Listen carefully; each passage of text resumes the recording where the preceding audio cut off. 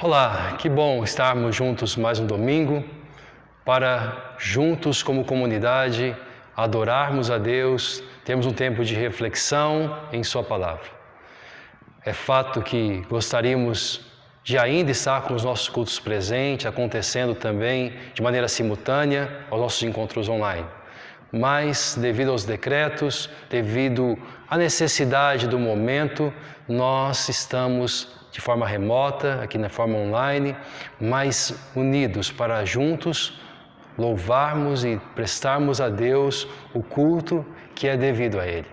E para nós iniciarmos hoje, eu queria ler com você aquilo que está em Hebreus, capítulo 4, a partir do versículo 14. O autor aos Hebreus escreve o seguinte: portanto, visto que temos um grande sumo sacerdote que adentrou os céus, Jesus, o Filho de Deus, apeguemo-nos com toda a firmeza à fé que professamos, pois não temos um sumo sacerdote que não possa compadecer-se de nossas ou das nossas fraquezas, mas sim alguém que, como nós, passou por todo tipo de tentação, porém sem pecado. Olha só aqui esse último versículo: assim, aproximemo-nos do trono da graça com toda a confiança, a fim de recebermos misericórdia e encontrarmos graça que nos ajude no momento de necessidade. Esse é o convite de Deus para mim e para você, que nós possamos nos aproximar dele, junto ao seu trono de graça, a fim de recebermos a misericórdia dele e também encontrarmos sua graça, seu auxílio para os nossos tempos difíceis, para a nossa caminhada. E eu queria convidar você à oração, a termos um tempo de aquietar o nosso coração, talvez de parar um pouquinho o que você está fazendo e simplesmente, nesses próximos minutos, estarmos juntos, de maneira exclusiva, participando desse tempo de culto, esse tempo de gratidão, esse tempo de ouvir e ser transformado pela palavra de Deus, que é viva, eficaz, que nos traz promessas, exortações e que nos convida a caminhar com Deus em Cristo Jesus. Vamos orar? Querido Deus, obrigado, Pai. Obrigado por podermos estar aqui. Obrigado, ó Deus, porque a tecnologia nos permite encurtar as distâncias, ó Deus. Nos permite nos reunir como teu povo em diferentes lugares e participarmos juntos de um mesmo momento de adoração, de um mesmo momento, ó Deus, de aprendizado, de crescimento no Senhor. Abençoa, ó Deus, cada família, abençoa cada pessoa que está, ó Deus, participando, ó Deus, desse momento, seja agora, nesse momento ao vivo, seja, ó Deus, em outras circunstâncias, em outros momentos e lugares, que o Senhor possa, ó Deus, através deste encontro, ó Deus, completar um pouco mais a boa obra que o Senhor começou em nós. Nós nos aproximamos de Ti no nome do Teu Filho Jesus, em quem nós temos confiança de que receberemos graça, em quem temos confiança que receberemos Tua misericórdia e o Teu amor e a Tua ação transformadora em nossa vida. Age em nós, ó Deus, age neste encontro e glorifica o Teu nome, Senhor, e transforma-nos ainda mais a semelhança de Cristo Jesus, o nosso Senhor. Essa é a nossa oração, a nossa petição que Te fazemos em nome de Cristo Jesus. Amém e amém.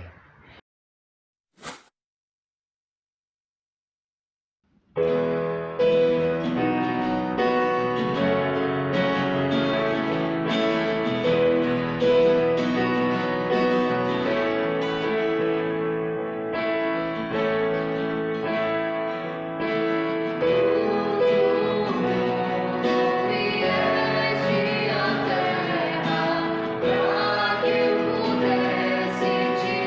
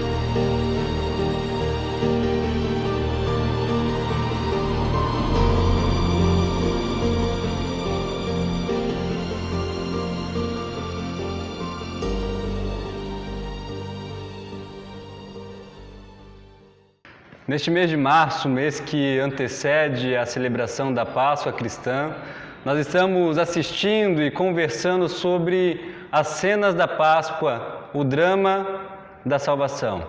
E a partir do olhar do Evangelho de Lucas, estamos observando 5 cenas do caminho que Jesus trilhou para nos conceder salvação. No passado, lá no Antigo Testamento, o povo celebrava a Páscoa também revisitando algumas cenas de sua história, como por exemplo a libertação da escravidão do Egito e a vida que foi poupada da punição do anjo da morte através do sacrifício e do sangue de um cordeiro. No Antigo Testamento eles celebravam a Páscoa relembrando dessas cenas. E nós acreditamos que essas cenas do Antigo Testamento, a libertação da escravidão do Egito e a vida poupada da punição do anjo da morte, eram apenas um spoiler, apenas uma sombra, um anúncio do que haveria de se cumprir e acontecer em Jesus Cristo. Conforme nós vimos na primeira cena da semana passada, o plano, a última ceia, Jesus é aquele que oferece o seu corpo e o seu sangue para nos livrar da escravidão, do pecado e do mal.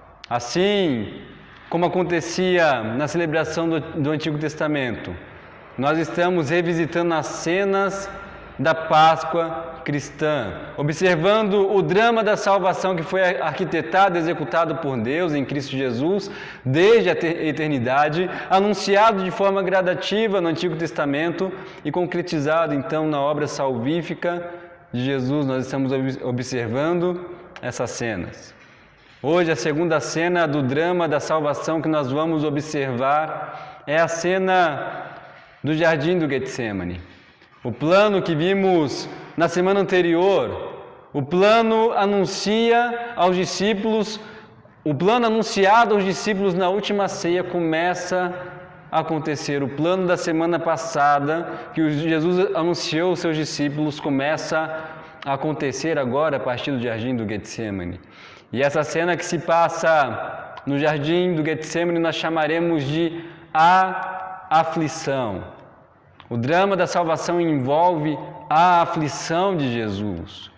E Lucas retrata a aflição de Jesus no capítulo 22, dos versos 39 a 46, da seguinte forma: Como de costume, Jesus foi para o Monte das Oliveiras e os seus discípulos o seguiram.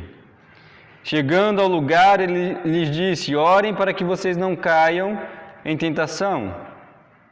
Ele se afastou deles a uma pequena distância, ajoelhou-se e começou a orar: Pai, se queres, afasta de mim este cálice, contudo não seja feita a minha vontade, mas a tua vontade. Apareceu-lhe então um anjo do céu que o fortalecia. Estando angustiado, ele orou ainda mais intensamente, e o seu suor era como gotas de sangue que caíam no chão. Quando se levantou da oração e voltou aos discípulos, encontrou-os dormindo, dominados pela tristeza. Por que estão dormindo? Perguntou-lhes. Levantem-se e orem, para que vocês não caiam em tentação. O drama da salvação envolve a aflição de Jesus. O drama da salvação envolve a aflição de Jesus. E essa cena da aflição pode ser descrita como a aflição de dizer sim para Deus. A aflição de dizer sim para Deus.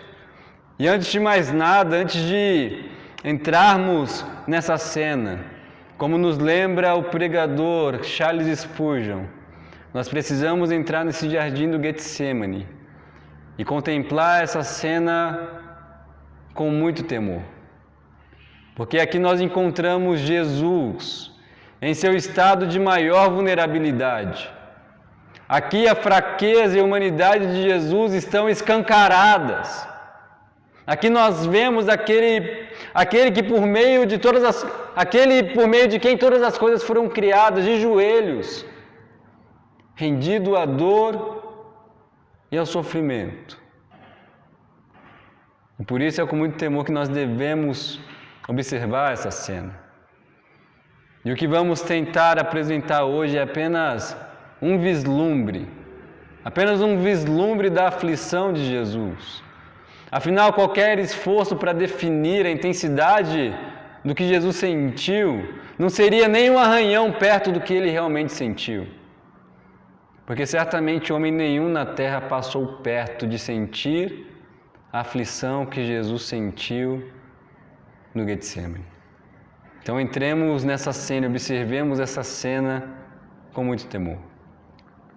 A cena relatada por Lucas se passa no cenário chamado de Monte das Oliveiras, conforme nos informa o versículo 39. Lucas não nos revela detalhes sobre este lugar, mas a partir da narrativa dos outros evangelhos, nós descobrimos que no Monte das Oliveiras, Jesus foi especificamente para um jardim chamado Getsemane. Então foram para um lugar chamado Getsemane, conforme afirma o Evangelho de Marcos, no capítulo 14, versículo 32. Quando ele e seus discípulos chegaram ao jardim, Jesus falou para eles orarem para não caírem em tentação, conforme afirma o versículo 40. Mas ao mesmo tempo Jesus se afasta e começa a orar porque ele mesmo estava sendo tentado naquele momento. E Marcos nos oferece uma cena estendida em que Jesus diz para os seus discípulos: a minha alma está profundamente triste, numa tristeza mortal. Marcos capítulo 14, versículo 34. Lucas nos apresenta Jesus em oração, agonizando, angustiado. E a palavra aqui, a agonia, angústia, utilizada por Lucas, significa que Jesus estava dominado pelo horror. Ele estava aterrorizado. O terror era tanto que o seu corpo já estava desfalecendo. O seu próprio corpo estava em tamanha agonia e tensão, que o seu suor era como gotas de sangue. Hebreus capítulo 5, versículo 7 nos oferece uma imagem que diz que Jesus ofereceu uma oração e uma súplica em alta voz e com muitas lágrimas.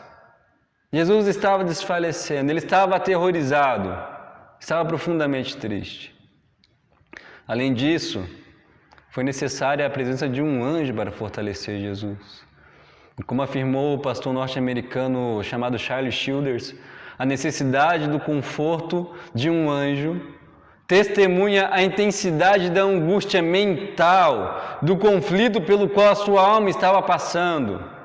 E mesmo com a presença do anjo, Jesus ora ainda mais intensamente e o sangue escorre sobre sua testa até o chão. Como descreve ainda o puritano chamado Thomas Goodwin, ele diz, ele foi submergido, Jesus foi submergido completamente, da cabeça aos pés, em sofrimento, e não tinha como desafogar-se, tamanha era a sua angústia, tamanha era a sua tristeza. Mas afinal, por que Jesus estava tão aflito? Por que a sua angústia era tão intensa, a ponto do seu próprio corpo sentir dor, a ponto do seu próprio corpo desfalecer? Por que ele estava tão aflito? Ele estava aflito por dizer sim para Deus.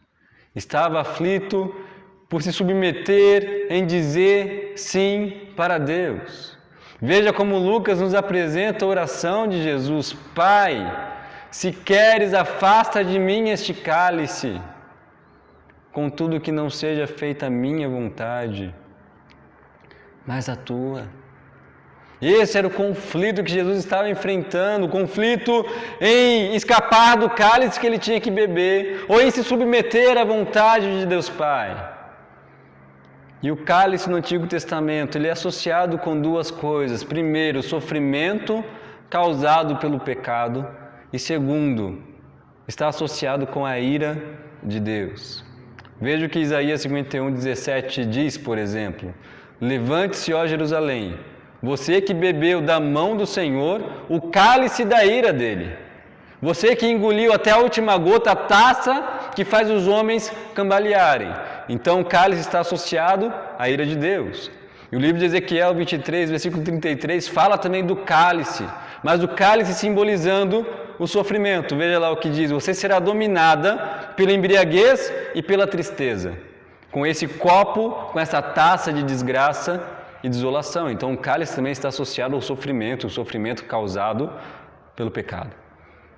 E Jesus aqui sendo 100% Deus, mas ao mesmo tempo 100% homem, ele estava agonizando porque ele beberia um cálice. E esse cálice estava associado ao cálice do sofrimento físico. Ele sabia que seria humilhado.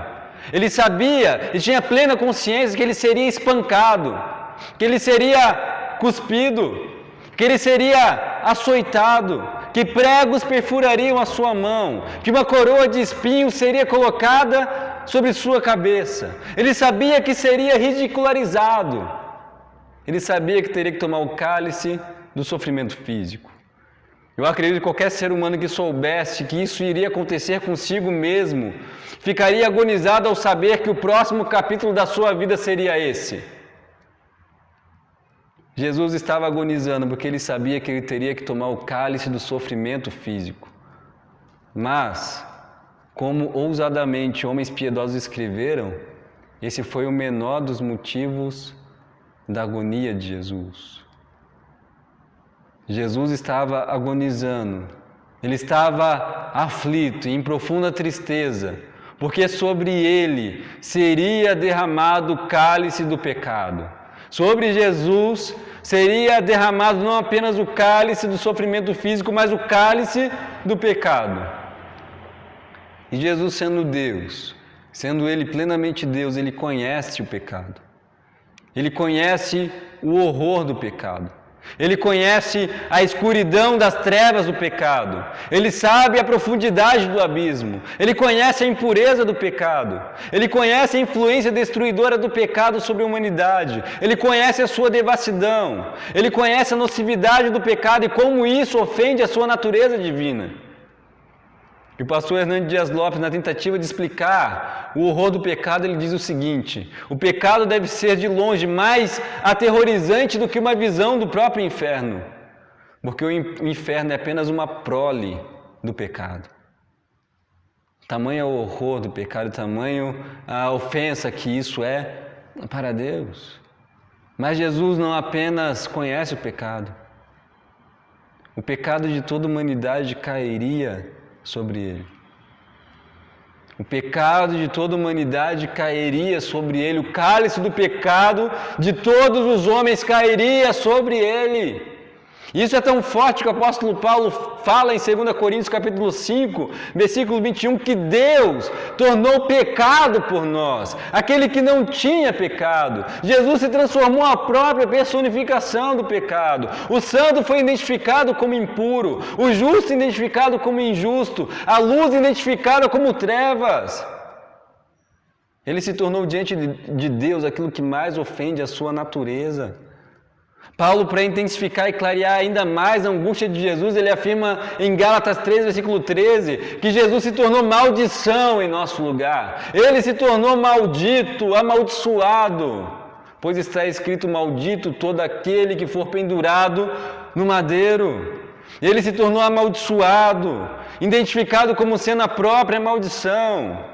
Jesus estava agonizando porque ele sabia da vergonha e do sofrimento de carregar o pecado na cruz.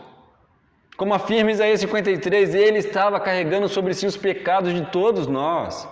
A atrocidade mais nojenta e horripilante que você possa imaginar, ele estava carregando sobre si.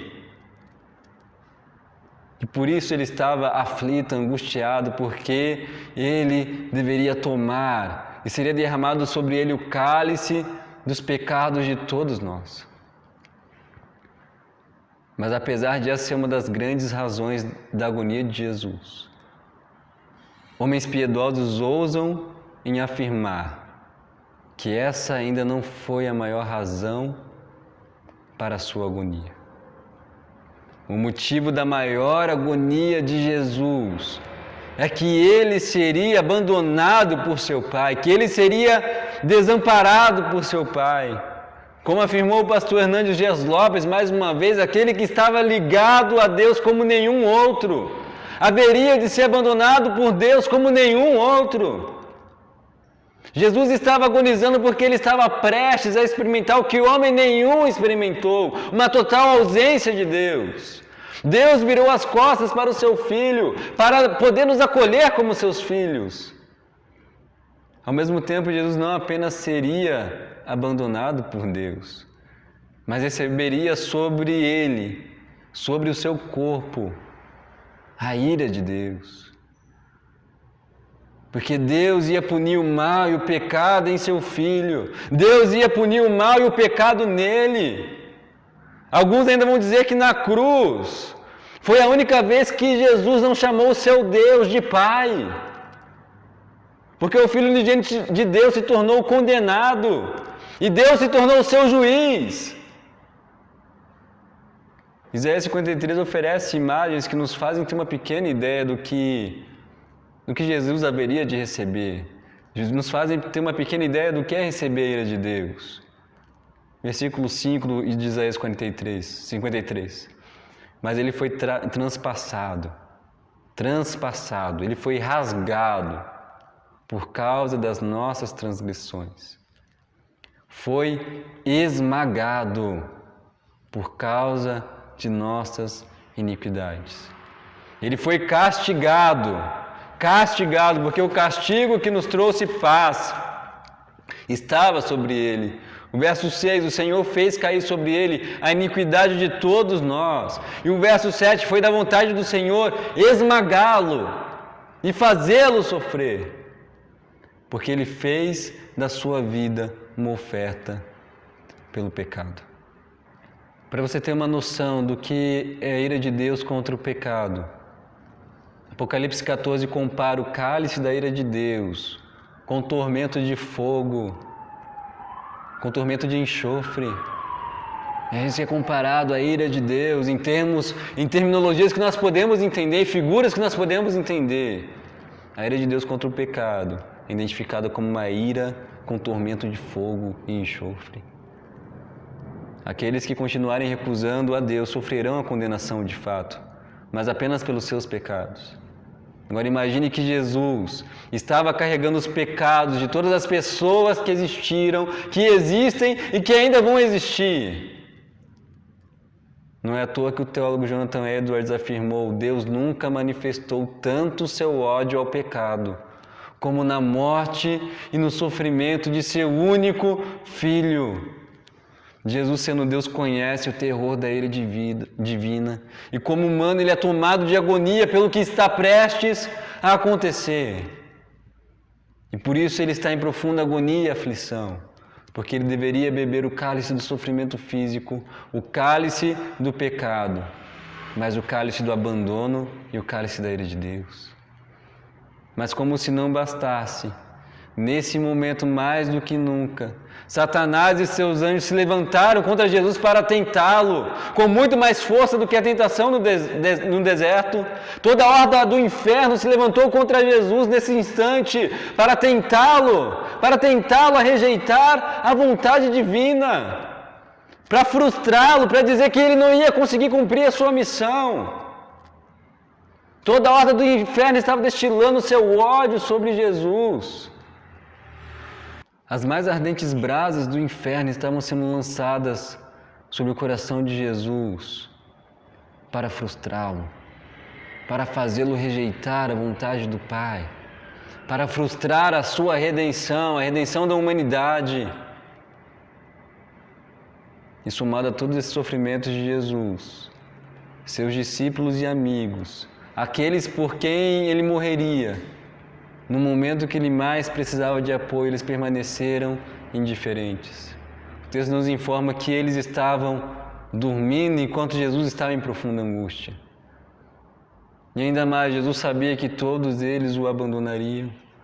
Sabia que Pedro iria negá-lo 3 vezes. Sabia que seus discípulos se esconderiam acovardados. A agonia de Jesus é tamanha que ele pede para que Deus o livre do sofrimento. a olhar para o cálice que ele haveria de beber, ele fala: por favor, se possível, se existe alguma possibilidade de fazer diferente, passa de mim esse cálice. Em oração, Jesus expressa toda a sua dor e angústia. Ele expressa ao Pai que na sua humanidade ele não queria suportar o que estava por vir. Tamanho terror que ele está ao perceber o que ele deveria de suportar. E ele sabe que ao dizer sim para Deus, ele teria que sofrer todas essas coisas. Ele teria que beber todos esses cálices.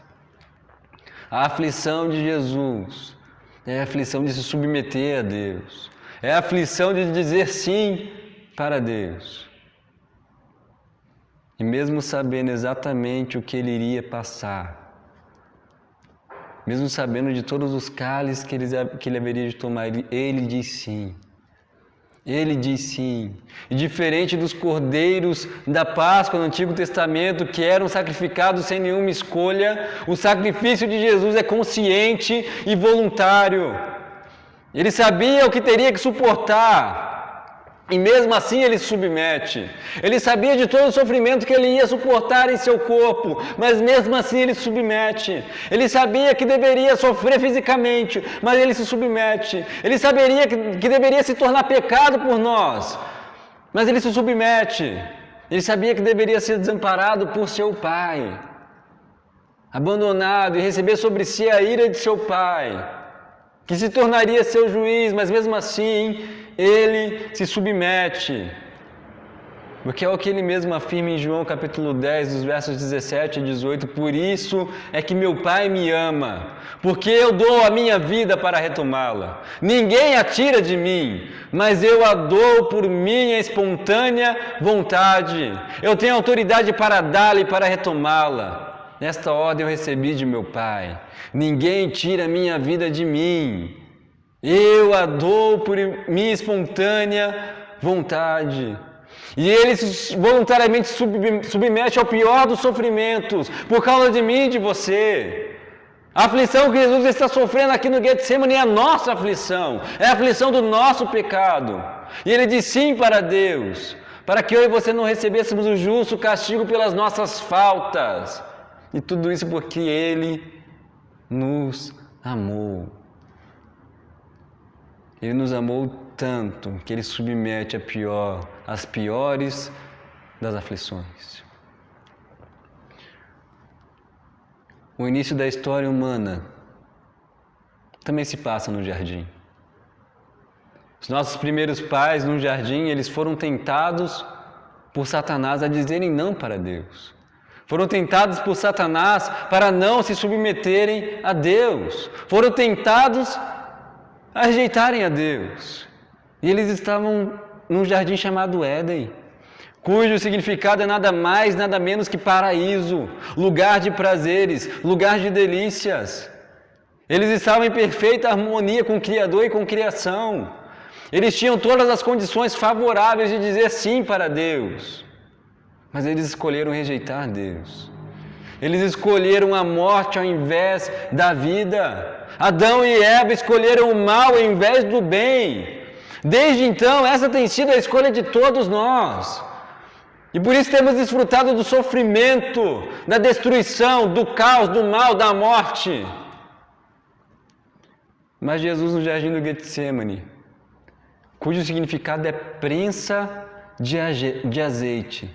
Jesus sendo prensado pela agonia do que ele ia enfrentar, com toda a horda do inferno contra ele, abandonado pelos seus amigos, com todas as condições desfavoráveis, mesmo assim ele diz sim para Deus. E ao dizer sim para Deus nesse jardim, a história humana que começou com rejeição, começa a ser redimida.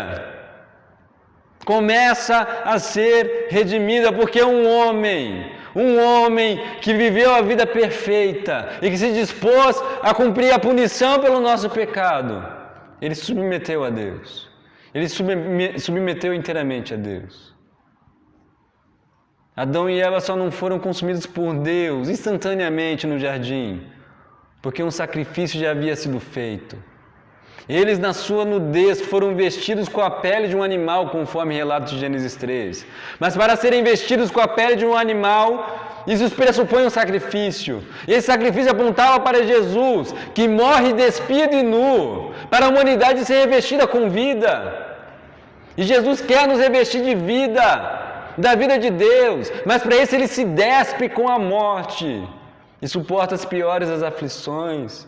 Mais ainda, a espada flamejante que guardava o jardim para que o homem separado de Deus não viesse a comer da árvore da vida e permanecer para sempre separado de Deus, é a espada que transpassa Jesus no jardim do Getsemane na cruz, para que eu e você possamos ter livre acesso a Deus e a vida eterna.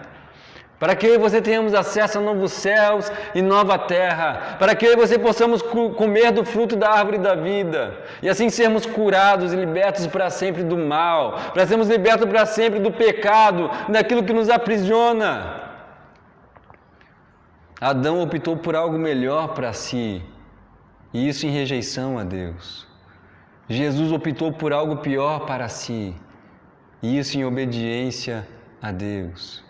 Enquanto Adão desencadeia a morte ao rejeitar a Deus, Jesus desencadeia a vida e vida eterna ao dizer sim para Deus. Para concluir, Jesus não foi derrotado no Getsemane.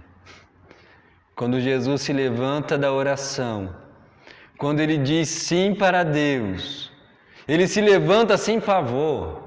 Ele se levanta sem tristeza, Ele se levanta sem angústia. A partir das próximas cenas, Ele caminha para a cruz, como um rei caminha para a coroação. Ao dizer sim para Deus, as fagulhas da tentação de Satanás caíram sobre o oceano da divindade de Jesus.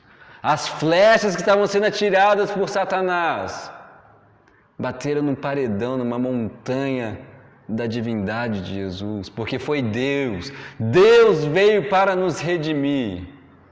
E agora, a partir das próximas cenas, Ele caminha, como um rei caminha para a coroação, porque Ele está indo para vencer o pecado, o mal e Satanás, e garantir a vitória para o seu povo, garantir a vitória para mim e para você.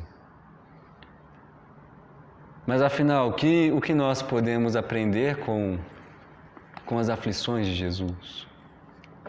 Primeiro, a aflição de Jesus é um incentivo para que eu e você possamos suportar as nossas aflições. O livro de Hebreus, do capítulo 12, do versos 2 ao 3, nos lembra: Ele, pela alegria que lhe fora proposta, suportou a cruz, desprezando a vergonha. Pensem bem naquele que suportou tal oposição dos pecadores contra si mesmo. Para quê? Para que vocês não se cansem e nem se desanimem.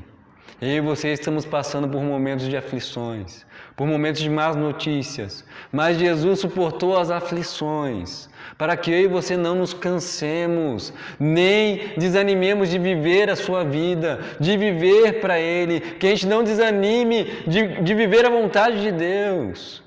Pensem bem nas aflições que Jesus enfrentou nesse jardim. E continuem firmes nesse tempo. Continuem procurando a Deus, buscando a Deus, realizando a sua vontade, fazendo e vivendo a sua vida. Segundo, a aflição de Jesus nos ensina e nos mostra que Deus está presente na nossa aflição, nos fortalecendo e nos incentivando a perseverar em fazer a sua vontade. Momentos de dor, sofrimento e dificuldade trazem muita tentação. Assim foi para Jesus. Assim Jesus alertou os seus discípulos. Nesse tempo de angústia, eu e você somos tentados a desacreditar de Deus. Somos tentados a fugir. Somos tentados a aliviar nossas tensões de maneira indevida. Somos tentados a não nos submeter às recomendações. Somos tentados a desistir da família, do trabalho, somos tentados a desistir da comunidade de fé. Mas diante das tentações e angústias, lembre-se, Deus está presente com você. Ele demonstra a sua presença a Jesus enviando um anjo para fortalecê-lo. Os céus estavam com Jesus. Os céus estavam incentivando Jesus a realizar a vontade do Pai para a nossa redenção. E da mesma forma Ele está presente no momento da sua angústia, te motivando, te incentivando a perseverar. Como diz uma canção de uma tribo de Gana, no sofrimento existe Deus. Eu não acredito numa dor sem Deus, Deus está aí com você. Além disso, como nos lembra Hebreus 2, versículo 18, tendo em vista o que Jesus mesmo sofreu quando tentado, Ele é capaz de socorrer aqueles que também estão sendo tentados. Jesus está com você. Jesus está com você. Ele tem socorro suficiente para você perseverar em fazer a vontade de Deus, em viver para Deus, em ter esperanças nesses tempos de angústia que nós estamos enfrentando. Terceiro, a aflição de Jesus nos ensina que a melhor maneira de se passar por uma aflição é em oração. É em oração. Jesus, em seu momento de maior agonia, Ele busca o Pai em oração. Diante dos sofrimentos que seus discípulos estavam prestes a passar, Jesus os incentiva a orar. E o convite é o mesmo para mim e para você. A oração é um espaço onde você pode livremente sentir tristeza. Você, como cristão, pode sentir angústia, pode sentir aflição, pode sentir tristeza, pode se sentir angustiado com o que está acontecendo. Pode, assim como o salmista, falar das suas dores diante de Deus. Falar das suas dores, admitir as suas dores, mas isso diante de Deus e procurando buscar esperança em Deus. A oração é um espaço onde sua aflição é acolhida integralmente e onde Deus deseja fortalecer você. Deus deseja se encontrar com você e fortalecer você, e isso por meio da oração. Em oração você está diante daquele que suportou o seu sofrimento, Ele suportou o seu sofrimento. Você está diante daquele que sabe o que é sofrer e que certamente sabe o que você está sentindo. Como o livro de Hebreus nos lembra mais uma vez no capítulo 4, versículos de 15 a 16. Pois não temos um sumo sacerdote que não possa compadecer-se das nossas fraquezas, mas sim que alguém que, como nós, passou todo tipo de tentação, porém sem pecado. Assim sendo, aproximemo-nos do trono da graça com toda a confiança, a fim de recebermos misericórdia e encontrarmos graça que nos ajude no momento de necessidade. E nesse momento de necessidade que nós estamos enfrentando, Deus quer derramar a sua graça e a sua misericórdia sobre você em oração. E por último, a aflição de Jesus nos lembra que a sua obediência a Deus não nos isenta de aflição. Obedecer a Deus não nos isenta de aflição. A obediência não é uma barganha para que Deus nos abençoe. Jesus obedeceu a Deus e isso lhe trouxe aflição. No caminho da obediência, eu e você vamos ter aflições. Assim foi com Jesus, assim foi com os discípulos de Jesus e assim também será com a gente. Mas o convite é para nós termos bom ânimo, porque Jesus, esse Jesus que sofreu, Ele venceu. E esse caminho da obediência, de fazer a vontade de Deus, por mais que tenha aflições, é o caminho que nos conduzirá à vida eterna. Que Deus nos abençoe e que essa cena da aflição de Jesus nos lembre do tamanho do amor de Deus por nós. Nós somos amados por Deus. Que essa cena nos encoraje a buscar a Deus em oração, nos motive a suportar as aflições que estamos enfrentando e perseverar em dizer sim para o nosso Deus e Pai. Eu quero orar com você. Deus Pai, nós nos aproximamos do Senhor com toda a confiança. Nós sabemos que Jesus escancarou um caminho para nós, onde nós podemos nos achegar ao Senhor e recebermos da sua parte misericórdia, recebermos da sua parte graça, recebermos da sua parte afeto, recebermos de Ti a garantia de que em Jesus nós somos amados pelo Senhor. E Pai, nós nos aproximamos de Ti nessa noite, Senhor, nesse encontro, para dizer sim, de fato o nosso coração está angustiado com as últimas notícias, Senhor. Nós estamos aflitos, Senhor, com as últimas notícias. Não estamos vivendo tempos fáceis, Senhor. mas que possamos buscar o Senhor nesse tempo, buscar o Senhor em oração, buscar a esperança que vem do Senhor, buscar o amor que vem do Senhor, buscar a fé que vem do Senhor, a fim de que possamos perseverar no meio das angústias que estamos enfrentando, Senhor.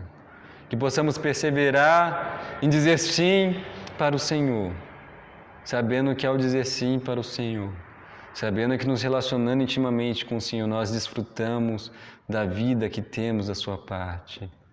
Deus Pai, nos fortaleça nesse tempo. Envia o Teu Espírito, nos encha com Teu Espírito, para que Teu Espírito nos console, para que Teu Espírito nos encoraje a continuarmos nessa jornada que nós trilhamos em meio ao deserto, a fim de que nós cheguemos a salvo, no novo céus e na nova terra, onde desfrutaremos de vida, da Sua vida que é abundante, Senhor. Em nome de Jesus. Amém.